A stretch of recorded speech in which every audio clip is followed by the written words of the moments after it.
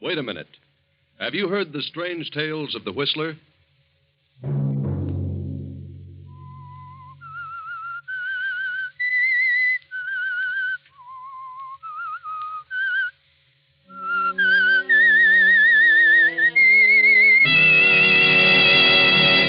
I'm the Whistler.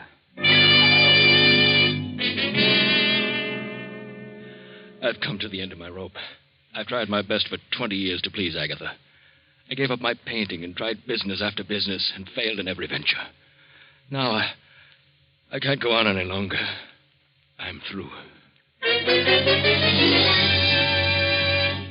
Another Sunday night, and again CBS presents The Whistler.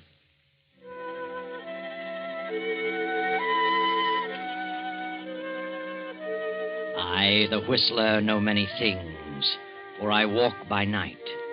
I know many strange tales, many secrets hidden in the hearts of men and women who have stepped into the shadows. And so I tell you tonight the amazing story of the Alibi. Poor Henry Farrington paces the library floor. Through his mind run the events of the past 20 years, from the day when he married the wealthy young widow Agatha Durant. Henry hadn't $1 of his own then, nothing but charm. He still hasn't $1 of his own, and now very little charm. Henry was a struggling artist, but Agatha was a businesswoman and was determined to make Henry a businessman. And Henry had tried hard. Agatha backed him in venture after venture, bossing him, completely dominating his every moment.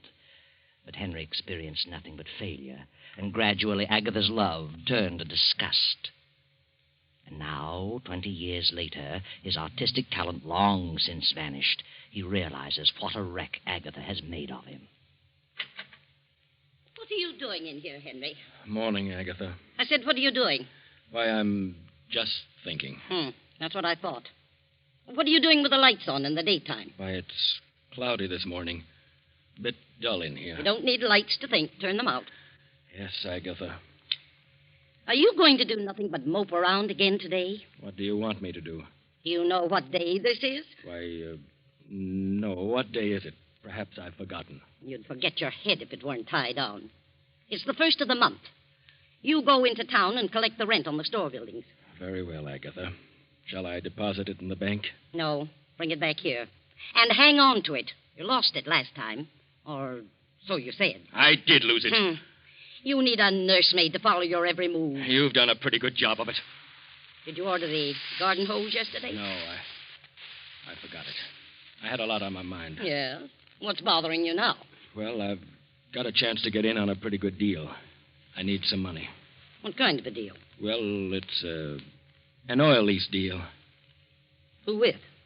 Why, Joe Hammond. A 50-50 proposition. Joe Hammond? You know better than to talk to me about Joe Hammond. He's done pretty well. Yes, for himself. Double-crossed everybody he ever came in contact with. He's a good lawyer. You mean he was? Good thing I caught up with him and had him disbarred. He'd have stolen every dime I have. It only takes $2,000. $2,000? Add up all the thousands I've given you to put over business deals, and you'd have a fortune. You haven't an ounce of business sense in your whole body. I never said I had. That was your idea. You started me on my business career, and you can take the consequences. What do you mean by that? I'm going in on that deal. I need $2,000. And one way or another, I'm going to get it. I wish I knew what you mean. You'll know later. Where are you going? Into town to collect the rents. You better bring it back with you. I will, Agatha. I'll bring the rent and... And what? And the hose. Of course. Good morning, Agatha. Threatening me. Well, I'll soon fix him. Agatha stands staring after him. Terrible thoughts race through her mind. Thoughts of fear, disgust, hatred, money, death, revenge. Her head begins to whirl. She can scarcely breathe. Her eyes bulge in terror, and she clutches at her heart, her throat. Higgins! Higgins!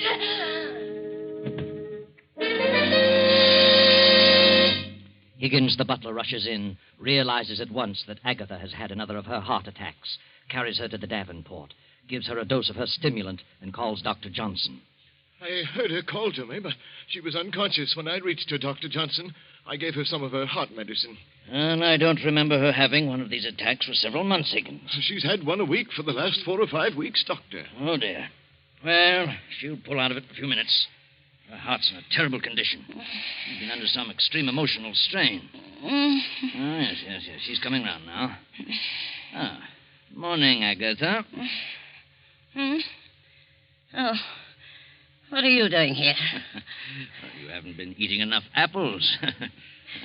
Who sent for you? What's happened? Why, well, ma'am, you had another attack.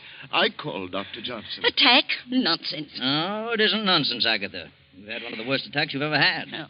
Believe me, if you don't drop all this business worry and control your temper, well, you won't have many more. Oh, bosh. Tell me, what brought this on, Agatha? Some deal turn out badly? Lose a little money someplace? No, I didn't. Oh, all right, Agatha. But I'm warning you, you'd better slow down, forget business, and control that temper. Do you realize what your blood pressure is? No, and I don't care. Oh, dear. Henry must have pulled a dilly. Who said anything about Henry? No. Take it easy, Agatha. You know you're your own worst enemy. Well, I'll be running along. Good. Plenty of rest and quiet, and no temper. Goodbye, Agatha. Goodbye.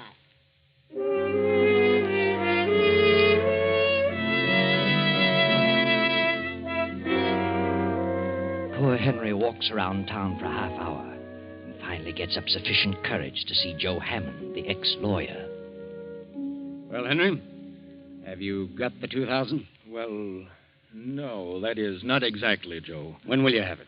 I can raise it, but it'll take a little longer than you gave me. Now, look, Henry, I bought that lease and gave my check for 4,000. Your check bounced. You didn't have a dime, and you knew it. Now I'm caught short because of you. And you'd better dig up the 2,000, or I'm turning it over to the county attorney. I'll get it, Joe. How will you get it? I'll figure it out. Did you ask your wife? Yes. But she refused when I told her it was a deal with you. Oh, you're a sap, Henry. You know she hates me. I've told her she was all wrong about you. I couldn't stand to be around a woman like that. Sometimes I can hardly stand it myself. I'd kill her. What did you say? I said I'd feed her ground glass. She's done enough to me. And if I had to put up with her as you have, well, I'd do something about it. What would you do, Joe? I'd wring her neck. I can't stand a bossy woman. You'd kill her, would you? Oh, well, I was just speaking figuratively. You've tried hard, Henry. You've done your very best to be a successful businessman. It isn't your fault. So far, you failed, and she's sore about it. Left her entire fortune to her niece, a mere nitwit of a girl just out of school. I know, but she took out a $50,000 policy payable to me. Oh, what good does that do you? If you die first. But she isn't very well, Joe. She may live for years. You may bump off tomorrow. Yeah. Oh, of course, I doubt that. Nothing wrong with you that a bank account wouldn't fix. Is there? No, guess not. She's got all the money she'll ever need. She's not in a jam. She's seen everything. It'll all go to that niece. Except the insurance made out to you. That's payable in a few days, you know, after death. Yeah? I'm in a jam, Henry, and you're in a jam. You better start figuring some way out. I'll give you to the end of the week, Saturday at noon. You mean you must have the money by then? Oh, no, not necessarily money. Just some sort of assurance that you know where you can really get it. I see. Yeah. Well, think it over. And I'll always be around if you want any legal advice. Thanks, Joe, for the extension. I'll be in touch with you.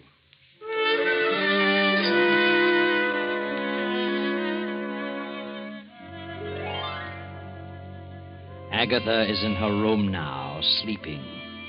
Her niece has come home from college, having graduated, and brings with her a young man. The two young people are waiting for the aunt to wake up.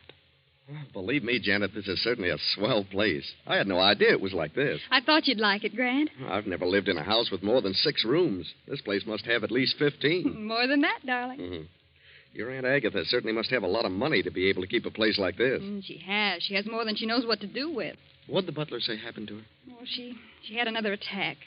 It's her heart. She has a terrible temper and pays no attention to the doctor's warnings about getting excited.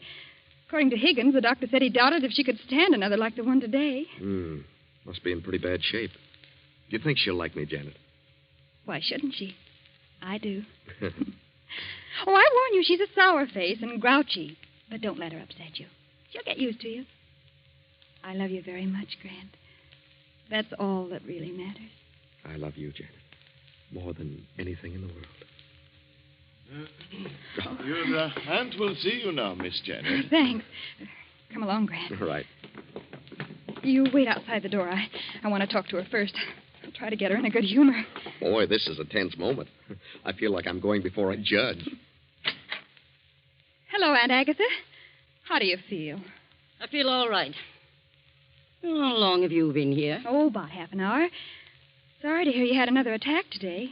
You should take things more calmly. That's easier said than done. How's Uncle Henry? He's in town. Good-for-nothing man. Oh, I wouldn't say that. What do you know about it? Nothing. Oh, I think I know Uncle Henry rather well. All men are the same. I wouldn't trust one around the street. Well, that's a matter of opinion. Aunt Agatha, Well, what's on your mind? What are you trying to say? I have a surprise for you. Surprise? What do you mean? I brought a guest home with me. A guest? Least you could do was warn me. Who is she? It isn't a girl. Who, then? Just a minute. Come in, Grant. Aunt Agatha, this is Grant. Grant? Grant who? Grant Collins. I'm very happy to meet you, Mrs. Farrington. What's he doing here? He's going to stay here for a while. Why? Well, because I asked him to. Well, I didn't ask him. But, Aunt Agatha, you don't understand. I understand, all right. And I don't need any explanations. Is this an example of what you've been doing at college, running around with men? Well, this is different. Grant is more than just a friend. I have enough trouble around here now without taking on any more. You'll have to leave at once. What? You don't know what you're saying. I certainly do. Perhaps I can explain You it. keep out of this. This doesn't concern you. I'm afraid it does concern him, Aunt Agatha. Well, who is he? Where'd you meet him? What does he do? Well, I'm just an ordinary person. I haven't come from any great family, if that's what you mean. And I haven't any money. What's your business?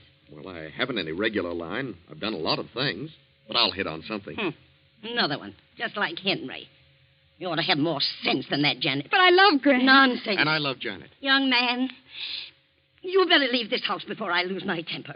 I'm not going to have my niece throwing herself away on a nobody. Now get out. Just a minute, Aunt Agatha. This is my home, too. Grant is here at my request. Is that so? Your home, eh? It's your home only so long as I choose to make it so. You're my heir, but if you dare to defy me, I'll change that quicker than you can bat an eye. Oh, you're jumping to conclusions. After you get to know me better, I think you'll like me, Aunt Agatha. Aunt Agatha? What do you mean by Aunt Agatha? I'm your nephew. Did you say nephew? Yes, he did. Grant and I are married. Married? We were married today. How dare you? How dare you do such a thing without consulting Now, please, me? Aunt Agatha, don't let yourself get excited. Get out of here. Get out. But please, Mrs. Farrington, give me a chance to explain. This marriage will be annulled immediately, Janet, or I'm through with you. Do you hear? I'll change the will and leave you nothing. It's final. Now get out. Get out, both of you, and leave me alone. Get out. Come on, Grant. Let's leave her alone before she has another attack. What do you think we should? I'm all right now. Leave me alone. Say, I never expected anything like this. Neither did I. She certainly is in a bad way. Yes. I didn't realize it was quite this serious. She's in a terrible mental state. Well, this is a pretty situation for us. Oh, I don't want you to leave, darling. You'd better wait a few days until she's better. There must be some way to win her over. I hope you're right. I'll have a talk with Uncle Henry. Something's happened to cause all this. I'll find out as soon as he comes in. Now, don't worry, darling. Everything will be all right. I hope so. I'll just keep out of her way for a few days and see what develops.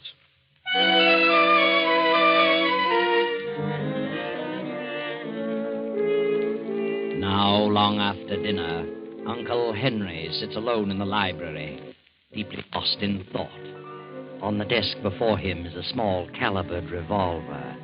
His fingers toy with the weapon. And as the door opens, he slips the gun into his desk drawer. Janet closes the door and steps into the room. Uncle Henry. Huh? Oh, come in, Janet. I wanted to talk with you alone. Talk with me? Very well. What is your opinion of Grant? Why, I like him. Fine boy. Do you suppose it would do any good if you talked to Aunt Agatha? I? You know as well as I do how she feels about me. And in her eyes, Grant is an exact counterpart of me. She thinks it's the same situation over again. And she's determined that you won't have to put up with a failure as she did with me. But how does she know he'll be a failure? I'm her yardstick for all men without means. What happened today to cause the heart attack? Her violent temper. But there must have been a reason. Yes, Janet, there was. I had a deal on, and I needed $2,000. She flew into a rage and had the attack after I left the house. What on earth are we going to do about her? I don't know, Janet. As for me, well, I've come to the end of my rope. I've tried my best for 20 years to please her. Now, well, I just can't go on any longer. I'm through. What do you mean? Just that. There's nothing left for me now. I'm too old to try anything new. Too old to go back to my painting, and Agatha is becoming more resentful every day. I'm licked. Uncle Henry, are you trying to tell me that you're planning something? Planning something, my dear? What do you mean? You mustn't, Uncle Henry. Regardless of how you feel, there's still much to live for. Is there? You've always been so kind and good to me. I just couldn't stand it if you were to... No, please, darling. I'm much older than you. I just see things differently, that's all. And it's been terrible lonely in this house since you've been gone. Now it'll become lonelier and lonelier, filled with hatred and greed and resentment, and I couldn't stand it. Promise me you won't do anything foolish. Janet, whatever I do will be for the best. Please believe me. Everything will come out for the best.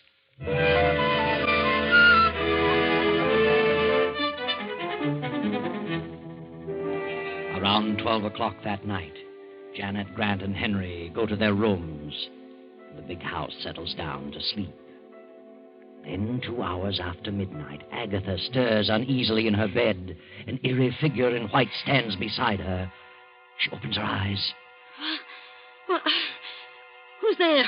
I want you, Agatha Barrington.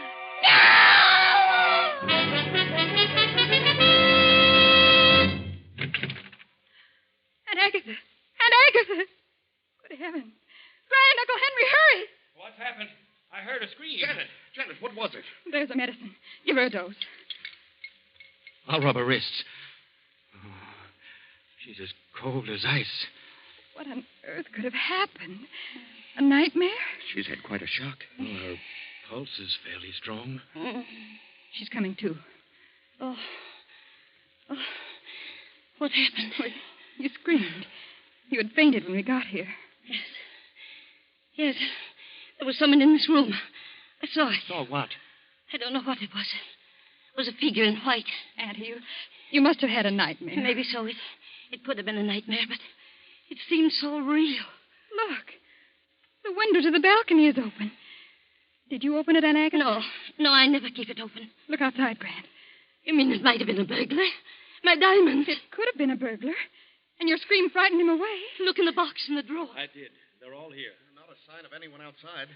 Do you feel better now? What's happened, ma'am? Anything wrong? No, Higgins, nothing's wrong. Go back to bed, all of you. I'll be all right. And lock that balcony window.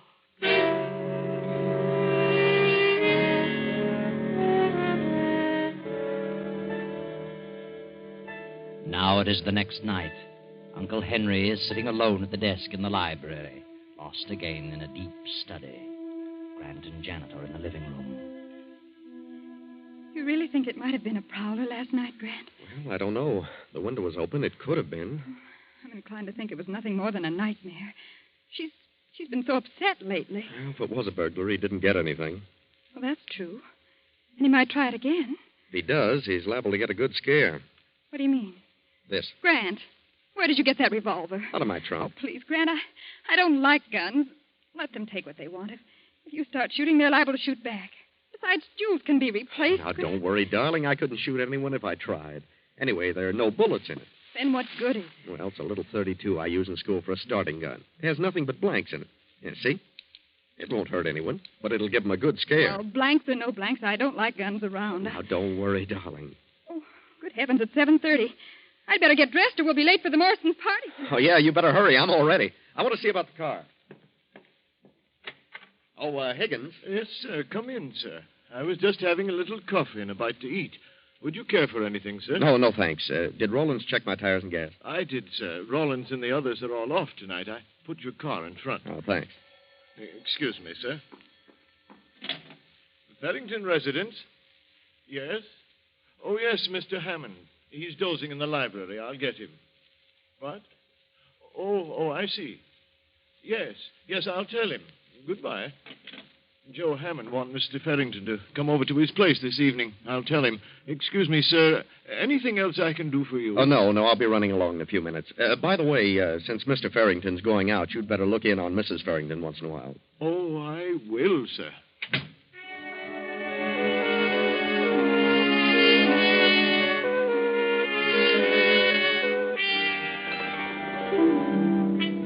So Grant and Janet drive to the Morrisons' estate to attend a charity lawn party. And Henry goes to talk things over with Joe Hammond, the ex-lawyer who holds Henry's bad check. Then, toward midnight, the lawn party breaks up and Grant and Janet return home. Well, that was a wonderful party, Grant. I never saw so many people. Friends I haven't seen for 4 years. I was thrilled to death. Yes, it was quite an affair. I wonder how much they raised. Good many thousands, I imagine. And did that red-headed gal sell war bonds? I'll run up and see how Aunt Agatha is. I'll be right down. Right. I think I'll have a nightcap. Want one? No, thanks. Hello, Grant. Oh, hello. Party over already? Yeah, big affair. Had a great time. I got to talking business with Joe Hammond, and first thing I knew, it was almost midnight. Grant, call Dr. Johnson. What? Janet, what is it? Aunt Agatha. Come quickly, Uncle Henry. Call Dr. Johnson, Grant. You can't get him. Call the emergency hospital. Get a police ambulance.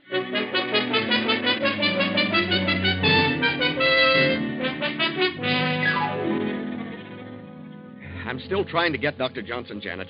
Never mind, Grant. The police surgeon says we won't need Dr. Johnson. Did he pull her out of the attack?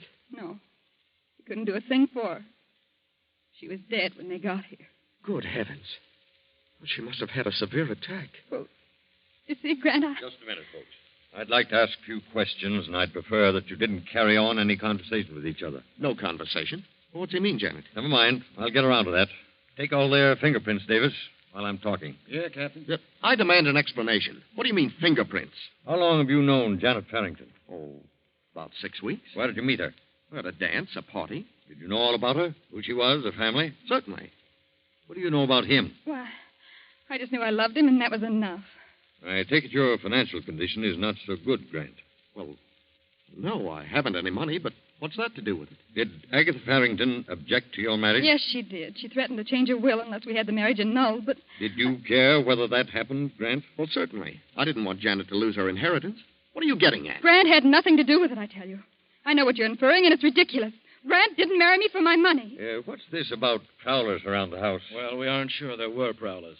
Agatha claimed someone was in her room last night. The window was wide open, but we aren't sure about it. It was a nightmare. Well, she did keep some jewelry in her room, and from the looks of the room, someone certainly went through it thoroughly.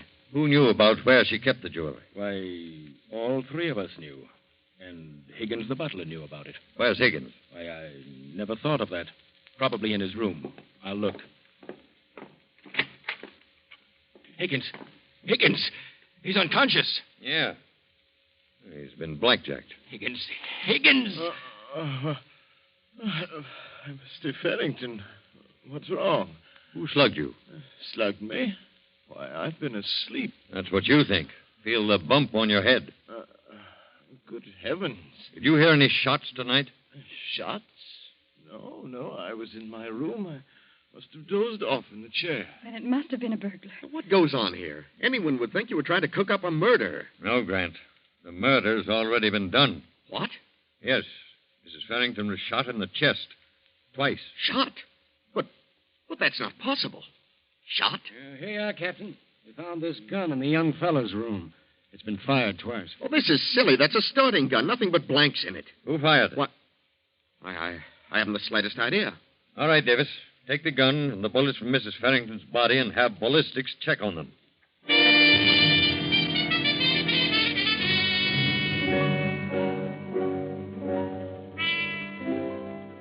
Well, young fellow, according to the ballistics test, the bullets that killed her were fired from your gun. But it isn't possible, I tell you. My gun had nothing but blanks. And there were no fingerprints but yours.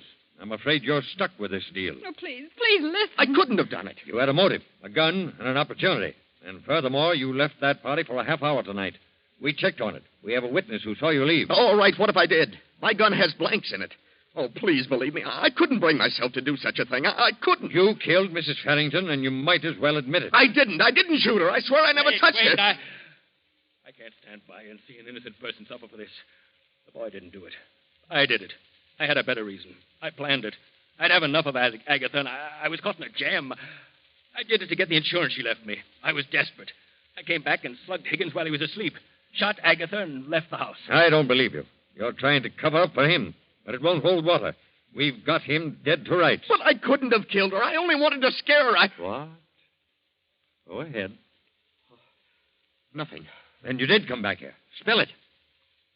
Well, all right, I did come back. Grant, what are you saying? I had the gun, but there were nothing but blanks in it. I doped Higgins' coffee before I left the house. I came back and went to her room. I fired the blanks. Why? Well, I knew she had a weak heart.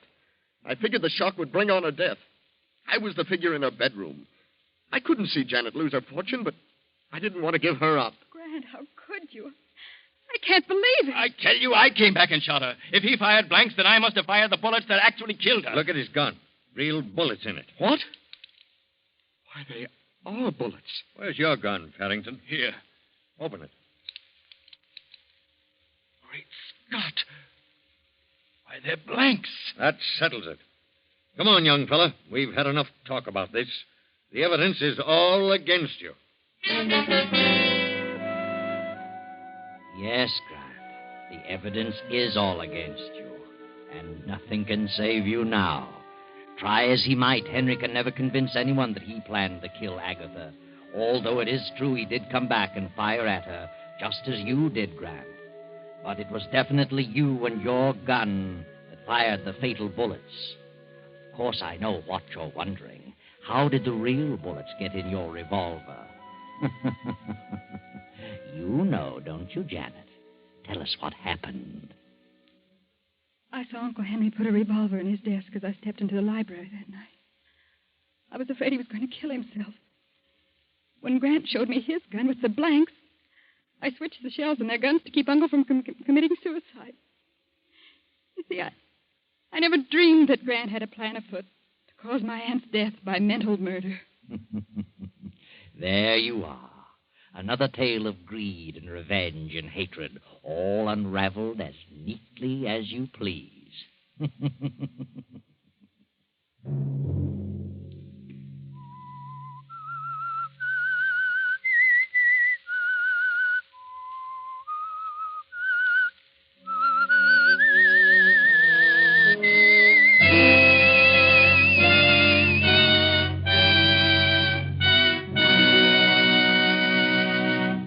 CBS has presented The Whistler.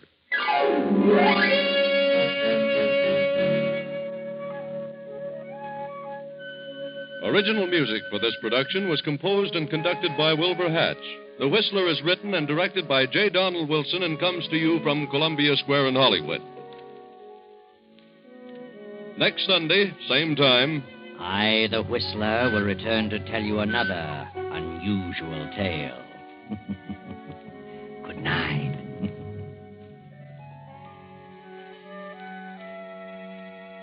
this is the Columbia Broadcasting System.